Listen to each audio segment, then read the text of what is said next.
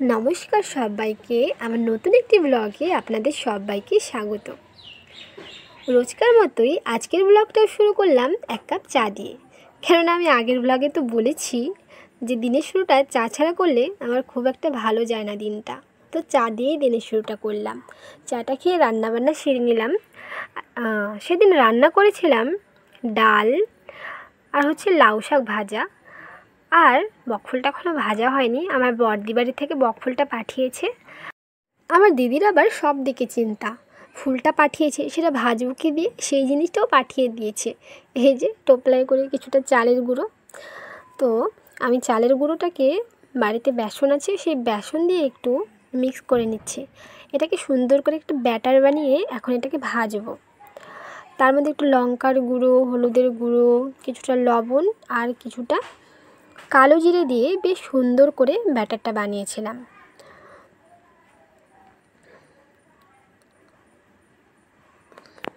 এই যে ব্যাটার বানানো কমপ্লিট। দেখুন, বেশি পাতলাও হয়নি, বেশি ঘনও হয়নি।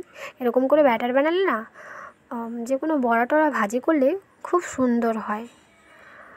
তো বকফুলটাকেও এখন ভেজে নিচ্ছি।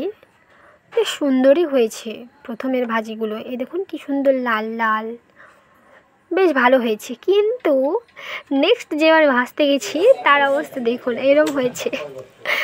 যাই হোক, প্রত্যেকটা দিন ভালো যায় না, ভালো যায় একদিন তো একদিন খারাপ যাবেই, এরকমই মেনে নিয়েছি।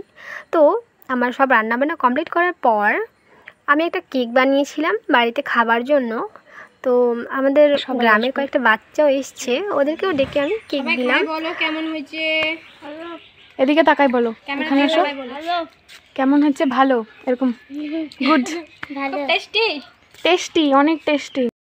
তো যাই হোক, ওদের আমার বানানো কেক খুব পছন্দ হয়েছে। আসলেও সেদিন কেকটা ভালোই হয়েছিল, চকলেট কেক ছিল। তারপর ওই দিন বিকেলবেলা আবার আমার বান্ধবীরা এসেছিলো আমাদের বাড়িতে ঘুরতে। ওদেরকে নিয়ে আমি বললাম চল একটু আমাদের বাড়ির পিছনের মাঠটাকে দেখিয়ে নিয়ে আসি। কোথায় আর যাবো, যাওয়ার মতো তো কোনো জায়গা নেই। তো সেই কারণে ওদেরকে আমাদের মাঠ দেখাতে নিয়ে গেছি। তখন ভরা শীতকাল ছিল, তো বেশ মাঠটা একদম সবুজে ভরপুর ছিল, বিভিন্ন ফসল ছিল, লঙ্কা ক্ষেত, কপি ক্ষেত, বিভিন্ন কিছু করা হয় আমাদের বাড়ির পিছনে। সেগুলো ওদেরকে দেখিয়ে নিয়ে আসলাম। এই যে এই জমিটা দেখছেন, এগুলো হচ্ছে কিন্তু বথুয়া শাক, পুরো ক্ষেত ভর্তি বথুয়া শাক। এখানে ধনেপাতা লাগানো হয়েছিল, কিন্তু ধনেপাতা তো হয়েছে ওই মাঝখানে মাঝখানে কয়েকটা, বাকি বথুয়া শাকেই ক্ষেতটা ভরে গেছে একদম। কিন্তু খুব সুন্দর লাগছে ধনেপাতার ফুলগুলো। তারপর আমাদের ঘোরাঘুরি কমপ্লিট করার পর চলে গেলাম বাড়ির পথেই। তো সেখানে যেতে যেতে একটা কুল গাছের দিকে নজর গেল। আমার বান্ধবী বলল চল কুল পারবো। তো আমরা সকলে মিলে চলে গেলাম সেই কুল গাছের দিকে। ওই যে কুল গাছটা দেখুন, কত কাঁচা কাঁচা কুল হয়ে আছে, কিন্তু অনেক কুল হয়েছে গাছে, বেশ মিষ্টিও। ওই যে আমার বান্ধবী বাদরের মতো লাফিয়ে লাফিয়ে কুল পাড়ছে, আবার কত কমপ্লিমেন্ট করছে যে এই না কাঁচা কুল। তারপর বাড়ি আসার পর আমার এই বান্ধবীকে আবার কেক খেতে দিয়েছে। এখন ওর মুখ থেকে শুনুন আমার কেকের কমপ্লিমেন্ট। ভালো হয়েছে, খুব ভালো হয়েছে। তোমরাও অর্ডার দিতে পারো।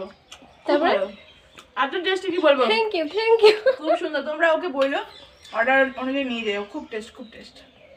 তো এখন প্রায় সন্ধ্যা হয়ে গেছে, আমার বান্ধবী একজন বাড়ি চলে গেছে।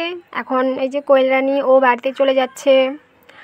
তারপর সন্ধ্যার পরে দেখি আবার আমার বড়দি আমার জন্য কী সুন্দর খাবার পাঠিয়েছে। আমাকে যেতে বলেছিল, আমি যেতে পারিনি, তাই পাঠিয়ে দিয়েছে। এই যে কষা মাংস আর ফ্রাইড রাইস, আমার কিন্তু খুব ভালো লাগে। আর স্যালাডগুলো গোটা গোটাই পাঠিয়ে দিয়েছে। যাই হোক, এই যে খুব সুন্দর করে সাজিয়েছি আমি, বেশ টেস্টি হয়েছে কিন্তু। ওয়াও! ঠিক আছে, তাহলে এখানেই ব্লগটি শেষ করছি আজকে। টাটা।